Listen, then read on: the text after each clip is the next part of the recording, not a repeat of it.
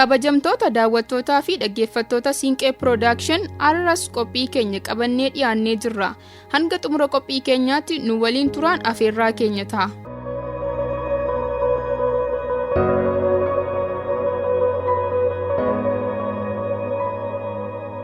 Odeeffannoo waqtawaa fi sirrii argachuuf chaanaalii keenya subscribe, like fi share gochuu hin dagatinaa. Hanga xumura qophichaatti nu waliin turaa.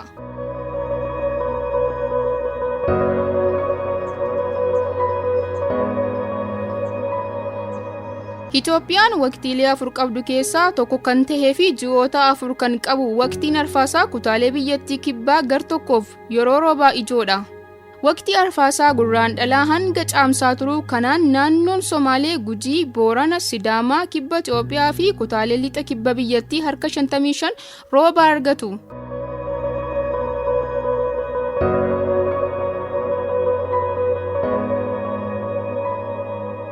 Waqtii arfaasaan kun bahaa fi kibba Tigraay, kaabaa fi kibba Walloo, godinaalee kaaba Shawwaa, naannoo Amaaraa fi Oromiyaa akkasumas Finfinnee dabalatee naannoo giddugalaa fi bahaa biyyattii yookiin Hararii fi Dirree Daawwaa waqtii roobaa lammataatti lakkaa'ama.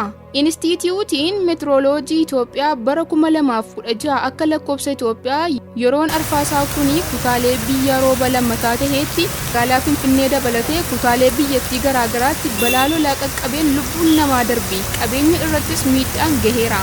Balaa Finfinneetti qaqqabeen lubbuun namoota 4 darbuu Koomishiniin Sodaa Balaa fi Ibiddaa himeera. Dhuma torbee darbee irratti naannoo giddugala Itoophiyaa godina Halaabaatti balaa lolaa qaqqabeen lubbuun namoota 5 darbuu bulchaan godinichaa beeksiseera. Rooba cimaa tibbana Itoophiyaa dabalatee Afrikaa bahaatti lolaa hamaa qaqqabsiiseef sababiin maali? Yeroo waqtii gannaa fi arfaasaatti iddoowwan balaa lolaaf saaxilamu jedhamuun adda baafaman keessaa kutaalee biyya lagni Awash keessa yaa'u Sulula Qinxaamaa, Wabii Shaaballee, Oomoo, Gibee keessaa akka jiran ragaan haala qilleensaa fi damee of eeggannootti daarekteera kan tahanii Dr. Asmiinaa'uu Tashoomaa BBC'tti himaniiru.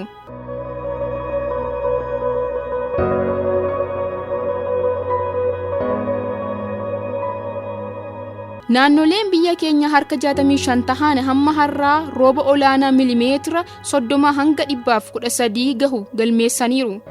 Roobni irra deddeebii yoo jiraatu biyyoon bishaan baachuu dadhabaa deema.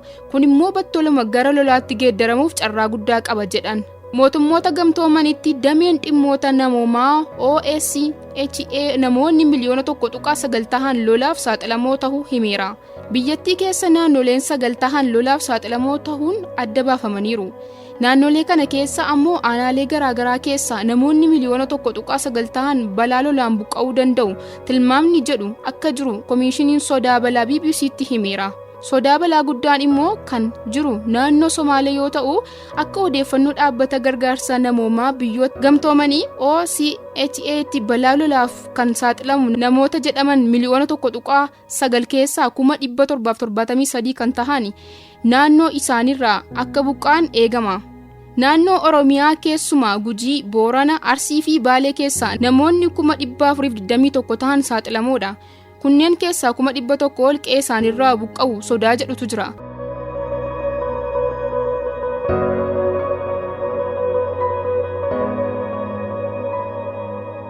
Naannoo kibbaattis namoonni 445 tahan balaa lolaaf saaxilamuu sodaan jedhu jira. Torbanoota darbanitti Finfinnee fi Dirree Daawwaa dabalatee giddugala Itoophiyaa balaan lolaa uumame lubbuun namootaa darbuu bulchitoonni naannolee kana himaniiru. Haa ta'u malee koomishinichi balaa kanaan hanga yoonaa namooti meeqa akka lubbuun isaanii darbe odeeffannoo qindaa'e hin qabu. Koomishinichatti hojii geggeessaan odeeffannoo of eeggannoo fi opereeshinii Dr. Firaa'ol Baqqalaa balaa lolaa hanga yoonaa qaqqabeen hojii namootaa fi qabeenya baraaruuf hojii hojjetamu himuu lakkoofsa namootaa lubbuun darbee garuu hin himne. Lolaan humnaa ol mudate lubbuu namaa galaafachuuf odeeffannoon qulqullaa'e hin jiru. Lolaadhaan lubbuu dhaban jechuun rakkisa jedhaniiru. Balaa lolaa hamma yoonaa mudatanii namoonni buqqa'an hangam akka tahanii gaafatamnaan Dr. Firaa'ol karaa mootummaan lakkoofsi sadarkaa hamaan ibsamu hin jiru.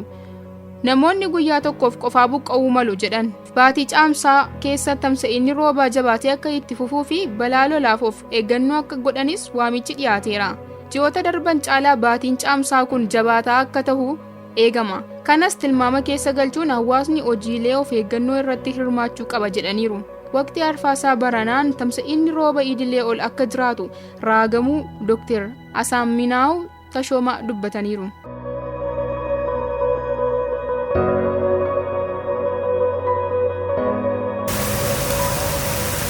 Instituutiin Meteoroloojii Itoophiyaa taateen Eliinoon bahaa garba Paasifikii akka malee ho'uun kana malees lixaa fi kaaba garba Hindiitti ho'i idileetti ol ta'uun roobni arfaasaa isa idileen ol akka jiraatu taasiseera jedhan. Galaana Diimaa irratti dhiibbaa qilleensa gadaanaa uumame roobni arfaasaa akka jabaatu gochuu kan himan itti gaafatamaan kun iddoowwan 65 tahanitti roobni olaanaa roobuu himan. Kanaanis Hoosaa'inaa, Baatii Finfinnee, Halaabaa, Moyyaalee fi Gujii lolaan uumamuu himan. Instituutiin Meteoroloojii Itoophiyaa baatii caamsaa keessa baatiiwwan arfaasaa lamaan caalaa hammaa fi tamsa'ina roobni caalu naannolee biyyattiitti akka jiraatu raageera. Sababa kanaan naannolee tokko tokko keessa roobni cimaa irra deddeebiin kan roobu yoo ta'u iddoowwan adda baafamanitti roobni battalaa jiraachuu akka danda'u eegama. Sababa kanaan naannolee tokko tokko keessa roobni cimaa irra deddeebiin kan roobu yoo ta'u iddoowwan adda baafamanitti roobni battalaa jiraachuu akka danda'u eegama jedheera.